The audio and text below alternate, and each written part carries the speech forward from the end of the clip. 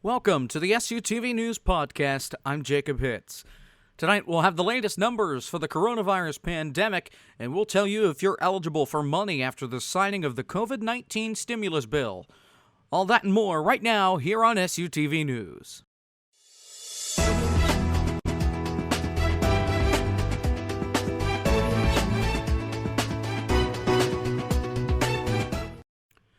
There are a total of 68,440 positive COVID-19 cases within the United States, causing a total of more than 1,000 deaths across the country, according to the Center for Disease Control and Prevention. New York holds the highest amount with the most reported positive COVID-19 cases, with 32,966. The PA Department of Health says that there are nearly 1,700 positive cases and 16 related deaths in the state of Pennsylvania. Comparing these totals from last week, the U.S. has seen an increase of over 60,000 cases and around 1,000 new fatalities related to COVID-19. Dr. Anthony Fauci said in an interview with CNN that the virus is behaving differently in different states and cities and that there isn't a current timetable for when this will be fully eliminated. You don't make the timeline. The virus makes the timeline. So you've got to respond in what you see happen. And if you keep seeing this acceleration, it doesn't matter what you say 1 week, 2 weeks, 3 weeks. You've got to go with what the situation on the ground is. COVID-19 testing facilities have been set up all over the country. Check your state government website for locations and for the latest business closures. According to the World Health Organization's most recent cases numbers, the number of positive COVID-19 cases broke 400,000 this week. The European region has seen the biggest increase in the number of cases and confirmed deaths due to the virus. Italy and Spain both reached 5,000 deaths in their respective countries, with Spain now nearing 7,000. China, the location where the virus started, has seen a dramatic decrease in the number of reported cases and mortalities over the past week. China now reporting around 1,000 new cases of the virus within the country and around 50 more fatalities. As of March 26th, the number of coronavirus-related deaths is around 20,000. Washington, D.C. is playing one giant game of let's make a deal as the coronavirus continues to expand across the United States. After constant debate and arguments, the Senate came to the table late Wednesday night to approve a $2 trillion stimulus package to try and prevent the economy from completely collapsing. According to Politico, the package includes $500 billion to help struggling U.S. industries, $100 billion for the hospital industry, worker protections, and checks sent to many Americans. Individuals will receive checks of $1,200, and married couples receive $2,400. Checks will only be received by those that have an income of up to $75,000 or $150,000 for married couples. They could also receive an additional $500 per child. After the Senate unanimously approved the bill, the House Majority Leader Steny Hoyer wrote in a letter to his colleagues to expect a vote on this package on Friday morning, according to The Hill. President Trump also tweeted after the Senate passed the bill, saying, quote, 96-0 in the United States Senate. Congratulations, America. Protests in Uruguay's capital city, Montevideo, occurred last night over the government's measures to reduce the spread of COVID-19. According to CNN, people turned off their lights and banged on pots and pans while standing on their balconies.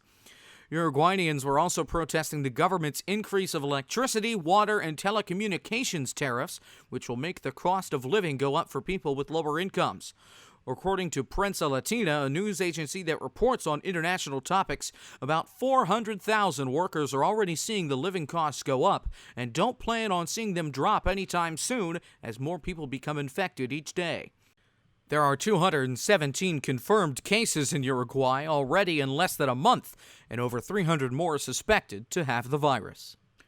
On Wednesday afternoon, a video message from Shippensburg University President Lohrey was released to the public about the status of spring 2020 graduation. Here's what she had to say. I'm sad to say that current guidance requires us to postpone May commencement until later in the calendar year. You have worked hard and deserve this celebration, So as soon as we are able, we will let you know when we can conduct official commencement ceremonies. President Carter then proceeded to state that they are planning on creating a virtual celebration for the seniors as their time at SHIP is coming to an end. When we come back, we go to SUTV's Bailey Cassada, who has more news from around the world. We're back right after this. Hey everyone, it's Breann Sheckells of The Slate. I'm here to tell you how to prevent yourself from spreading germs. Avoid contact with people who are sick. Cover your cough or sneeze with a tissue. Avoid touching your eyes, nose, and mouth. Wash your hands often for at least 20 seconds with soap and water. And finally, and most importantly, stay home if you are sick. For more information, please visit cdc.gov. This has been a public service announcement from SUTV News. Heroes on the front lines during the battle against COVID-19 are now able to get themselves a pair of Crocs free of charge. The new program is called A Free Pair for Healthcare, according to CNN.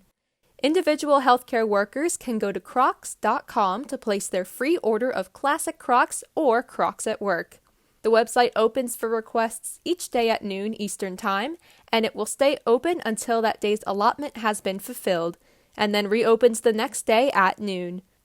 Crocs is also donating up to 100,000 pairs of shoes to be distributed to employees at select healthcare facilities and organizations. NBC confirmed that Full House actress Lohrey and her husband Massimo Giannulli pleaded to a judge on Wednesday that the charges against them should be dismissed.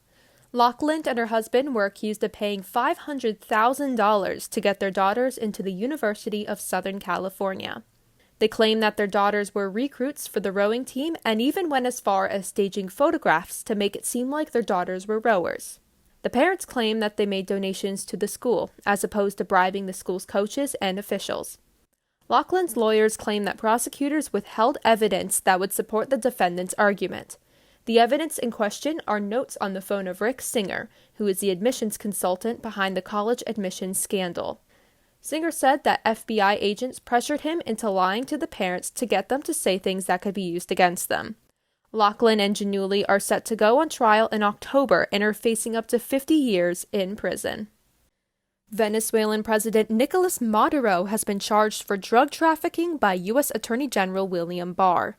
According to the announcement made by Barr on Thursday, Maduro and 14 other current and former Venezuelan officials are being charged with, quote, narco-terrorism, corruption, drug trafficking, and other criminal charges, end quote. This list also includes the Chief Supreme Court Justice Michael Moreno and Minister of Defense Vladimir Petrino Lopez. The New York Times reports that Maduro helped a drug trafficking organization called Cartel de los Soles before gaining power in 2013 following the death of Hugo Chavez. Under his rule, Venezuela has suffered its largest economic collapse in history, and many people in Venezuela have been protesting his rule. In 2019, Juan Guaido, the leader of the opposing party, declared himself as president and was recognized as such by neighboring countries and the United States. According to Apple Insider, iPhone users have increased their App Store spending to about $100 per person in 2019. This 27% increase from 2018 came before the outbreak of coronavirus and self-isolation, and does not include retail purchases like Amazon or Uber. What are users buying in the App Store? Well, they're buying premium apps and in-app purchases. According to the Cult of Mac, most of the top-performing apps today have paid subscription services. This provides frequent revenue for app makers, and it avoids in-app purchases.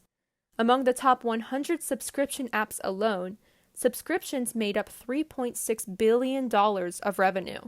In a report from Sensor Tower, spending has grown over 200% since 2015. Over half of that spending came from mobile gaming apps. It is still unknown how the coronavirus will affect these numbers in 2020. That's it for this week's news from around the globe. Now let's send it to Nolan Hoffman with the feel-good moment of the week. With everything currently going on around the world with the coronavirus and how stressful these times are, it's important to look around the globe for positive actions done by individuals during these historic times.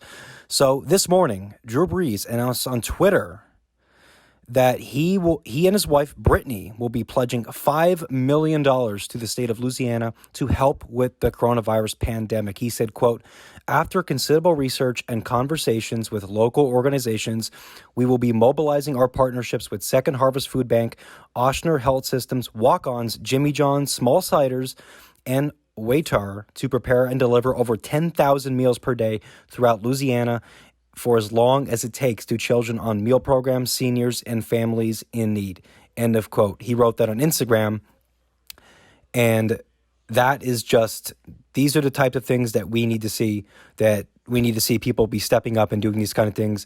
Drew Brees he's a true hero for not only for the NFL, but for America at the moment. That's it for SUTV News here. Let's send it back to Jacob Hitz.